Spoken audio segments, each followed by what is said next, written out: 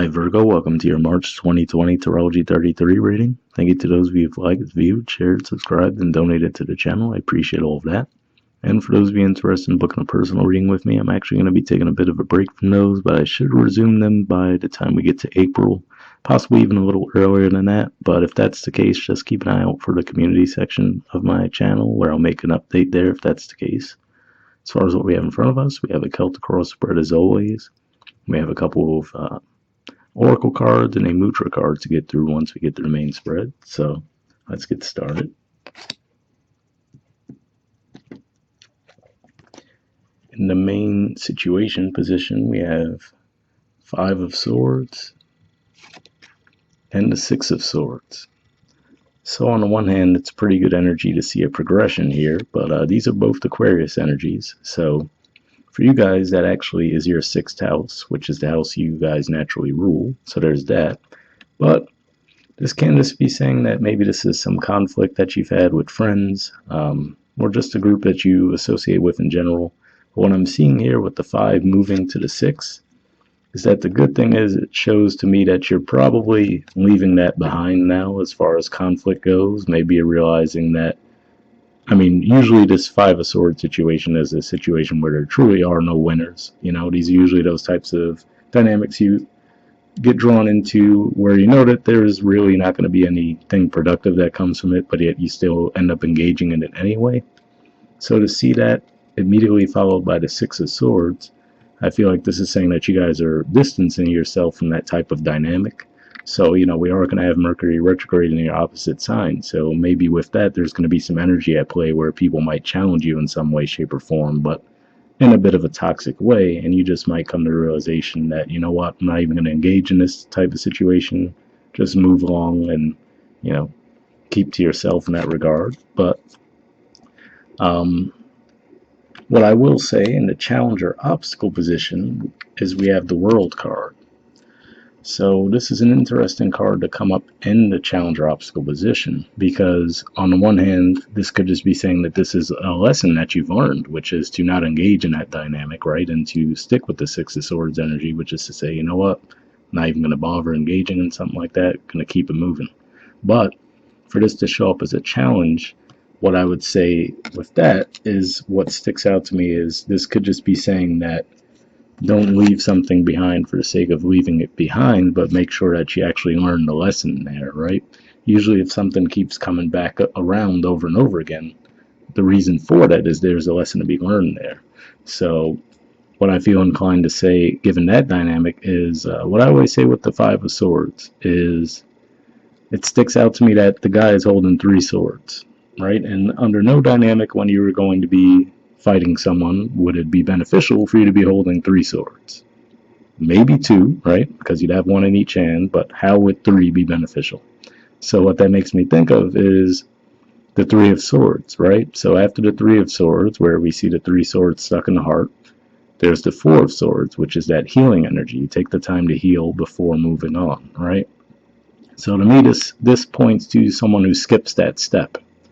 So this is someone who might be in denial that they have some kind of hurt that they're still dealing with, right? With that 3 of Swords, they're holding on to those 3 swords. They're in denial of the fact, maybe even blind to the fact. And then they go around hurting others because they're still carrying those 3 swords. You get what I'm saying? Because they didn't take that 4th sword step to actually do the necessary healing. So it'd be great to move on and just say, oh, I'm not even bothering with this, but make sure you're learning the lesson there as well. And this might have even been something that came to light for you guys during the Leo full moon that we had recently, given that it was in your 12th house. Maybe you had some insights around that time.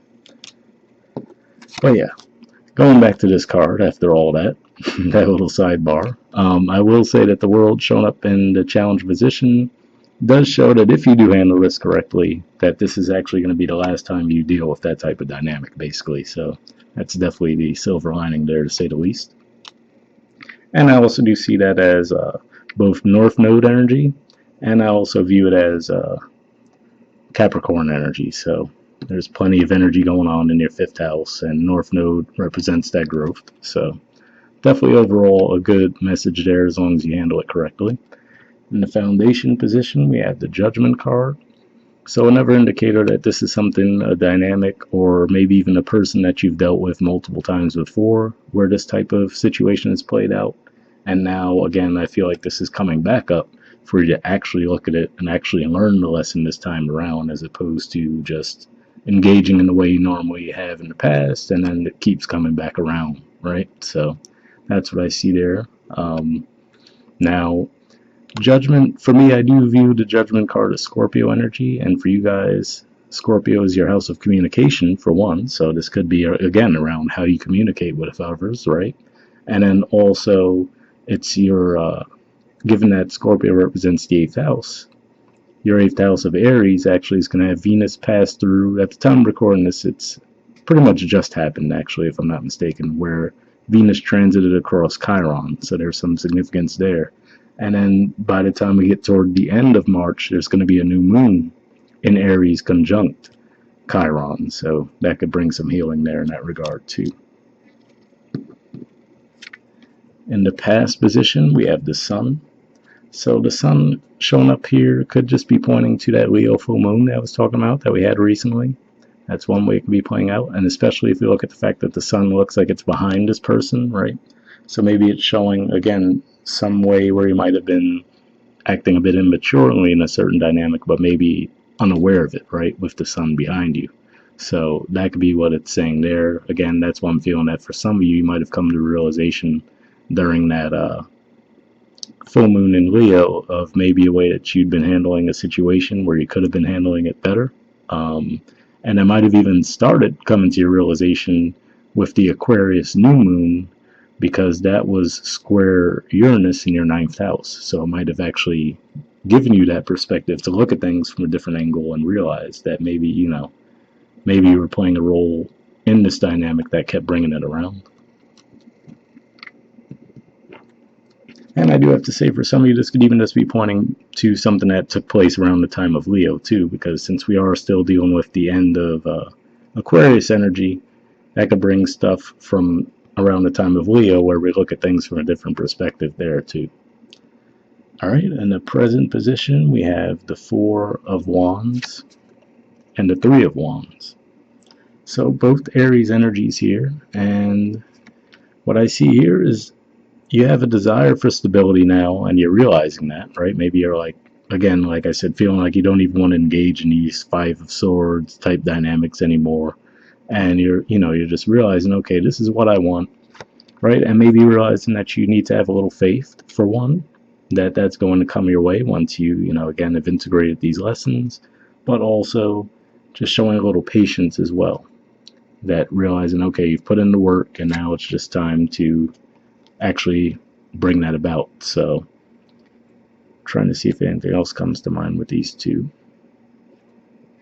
For some of you, to a lesser extent, it can be saying that this could be what's holding you back from the 4 of Wands energy too, which is that, just waiting for it to land in your lap in a certain way.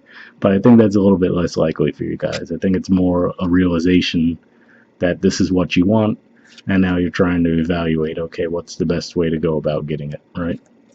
And the reason I could see that definitely being the case is because in the near future position, we have the Hierophant.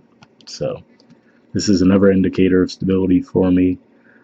Also, to me, a sign of growth where, again, you're approaching things from a more spiritual manner as opposed to more egotistical manner. So, for example, let's say the Emperor versus the Hierophant, right? If we look at those two and we really look at, okay, who's more likely to come out of ego in their actions, it'd be the Emperor, right? So this is you guys looking at things from a higher perspective. Again, we have Uranus in your 9th house, like I said. Venus will be moving through there too. So, that could just be where a lot of your focus is. But again, I'm picking up on more than anything, this is a desire for stability on your part. And maybe some of you guys have even just encountered a new belief system recently that you're integrating, and maybe that's part of what helped you get over that, 5 of Swords dynamic that you guys might have been catching yourselves in repeatedly. So that could be what's at play there. In the position of your influence toward the situation, we have the 3 of Pentacles. So this is Capricorn energy here, and it represents building, essentially. To me, it's a combination of that Saturn energy, since it is Capricorn, but also with Venus lending a hand. So not only is it something that's stable and long lasting, but it also has that, aesthetically pleasing vibe to it. So it's something that you know that you could trust and rely on, but also something that you're pleased with. So this could just be where you're at right now. You're at this state of mind again. Like I said, you're done with like the petty dynamics with the Five of Swords stuff. You're moving on from that, and now you're just working on your stability. Now, given that this is fifth house for you guys, Capricorn, that can be around romantic relationships, could just even be around your creativity. You name it. It could be multiple areas that it manifests itself. For some of you, possibly even pointing to healthy ego expression too, since fifth house is also related to ego to an extent. Maybe this is you building and realizing, okay, it's fine to have an ego, but the expression of that has to be healthy. All right, and the environment position, we have the Hermit, which is actually the major arcana card for Virgo. So to me, this points to a lot of this focus this month being primarily on you. The King of Pentacles, so more Taurus energy here, and the Ace of Pentacles. So an interesting combination here. For one, this can be pointing to the full moon that you guys are going to have this month in Virgo. That's one way that this could be playing out. But what stands out to me is they're looking toward, if we place them back in the spread, they're looking toward the Hierophant and the Judgment card. So again, I'm really feeling, like I said, this is something that's coming back around for your review, right, with the Judgment. Looking at it from a higher perspective with the Hierophant and the Hermit card, and then that actually leading you to your stability, basically. So again, whether this just represents growth, right, as far as coming into that King of Pentacles energy, or for some of you, like I said, given that this is fifth house, this can be around creativity as well. Maybe even just coming to some realization about how you could grow your finances. But yeah, for a lot of you, I feel like this is more of an internal thing, where this is you coming to the realization that, maybe there are some ways where you've been getting in your own way in some way, shape, or form, and now you're trying to put that behind you and actually realize, okay, well, now that I understand this, right, what's the best way to get here? And thinking of ways to do so with that Ace of Pentacles energy. Now, I do have to say, thinking about things on a more mundane level, this could also represent possibly there's a Taurus that you're interested in, given that we do see the Hierophant there, and maybe you're thinking about extending an offer to that person. That's at least a possibility. All right, in the hopes or fears position, we have the King of Cups and the Devil. So I can see this as actually a hope and fear. So more Scorpio energy here for one, and then this is more Capricorn energy. So what I see here is this could be you guys hoping to maintain emotional control around your communication, right? As opposed to just really letting someone have it. Because again, I view this as the Devil, right? Being the whole engaging in a repetitive dynamic, right? Where you just feel like you're stuck in the same cycle, right? You're chained to something.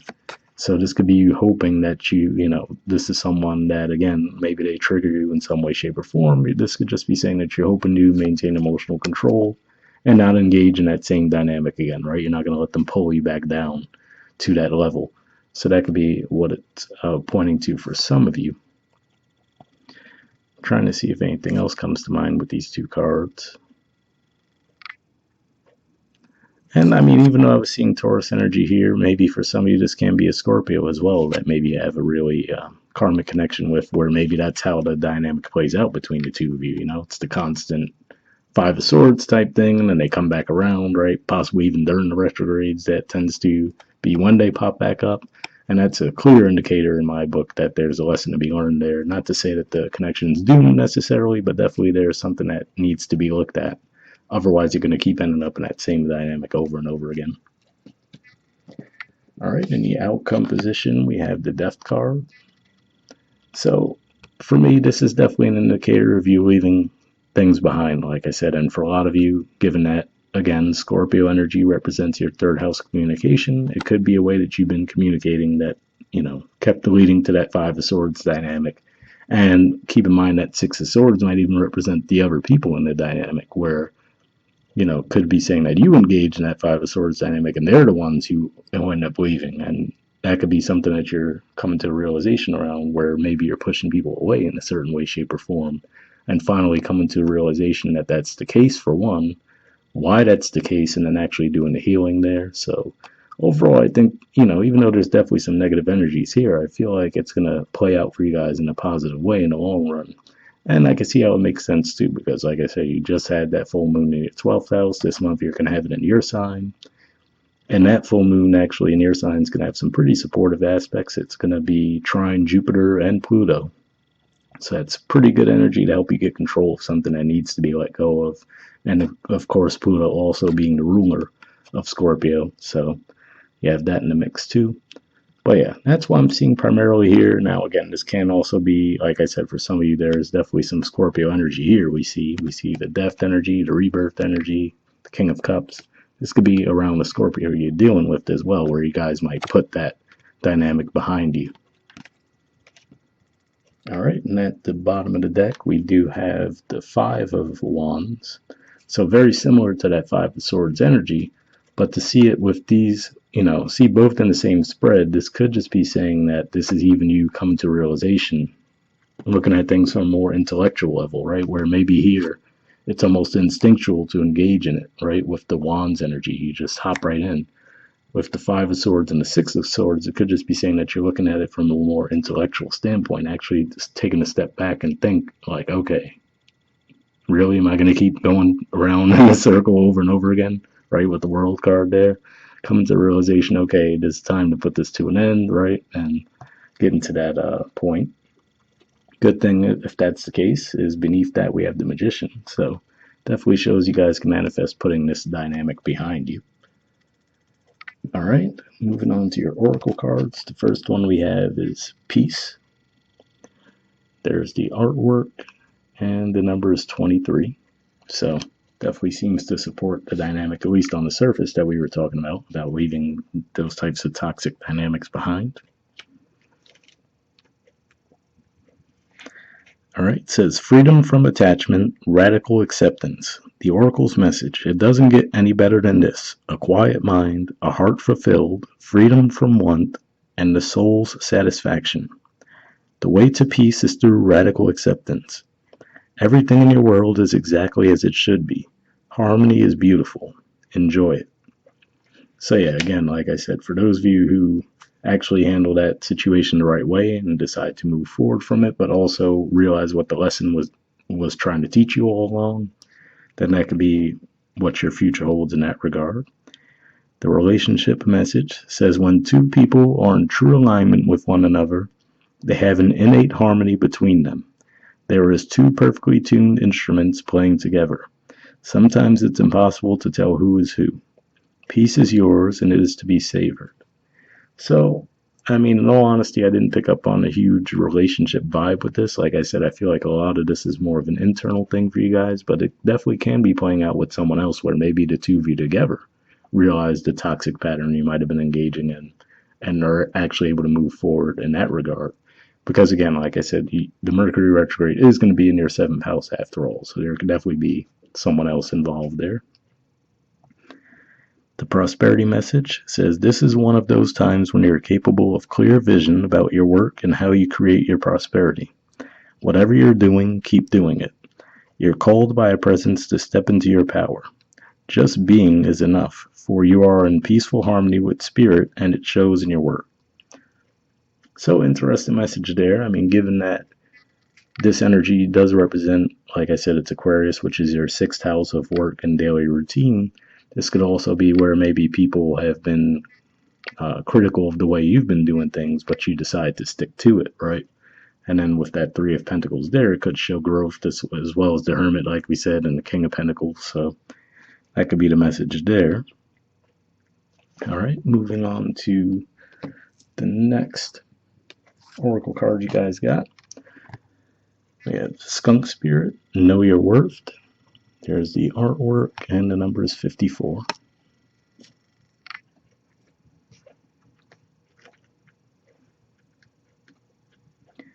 All right, it says, what do you value? What do you believe in? Is your best, most authentic self on display? Skunk spirit comes as a reminder that you can be proud of who you are and what you have accomplished. Know your worth. Not everyone will agree with you or share your values, but you can walk with your head high, knowing that when you express your integrity, others can feel your authenticity and will be inspired by it.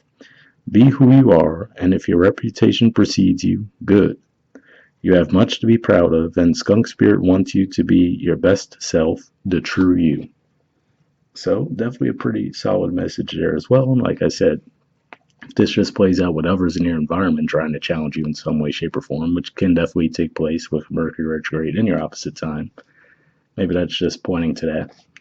So, hopefully, you got some from that too. All right, and the last thing we have is a mudra card. So, the mudra you guys got for this month is the Hridaya mudra, and the keyword for it is tranquility. Sounds like that could also be of help this month too, right? But there's the information on the card. And under benefits, it says rejuvenates the heart and pericardium, releases accumulated stress and emotions, regulates blood pressure and heart rate, reduces anxiety, opens Anahata chakra, which is the heart center. So, if that sounds like something you think you'd find beneficial, I will put the name of the mudra in the description of the video as always. We'll wrap up there, guys. I'll see you all next month. All right, bye.